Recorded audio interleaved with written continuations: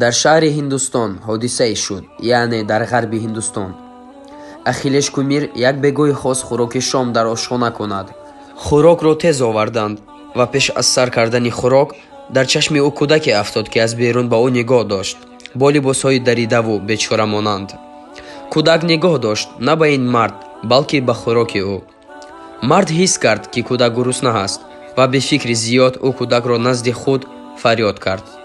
Кӯдак назди дард омад ва ӯ танҳо набуд. ҳамроҳи ӯ духтаре бурд, ба ӯ монанд. Онҳо якҷо буданд. Даромада дар назди мард шиштанд. Пешхизмат омад ва ду хӯроки дигар барои кӯдакҳо овард.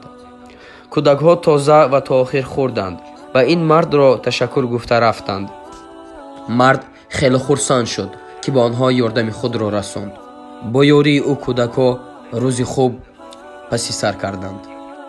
ӯ дар фикр фурӯ рафт ва хост пули хӯрокро диҳаду равад. Дар коғаз навиштаҷоте дид. хайри шумо беҳтарин коре буд. Хӯроки имрӯза ба шумо ҳадя ва ба шумо ободӣ хоҳонем. Соҳиби корхона ҳамаи ин корҳоро дида буд ва ин хатро ба ин мард навишта дод.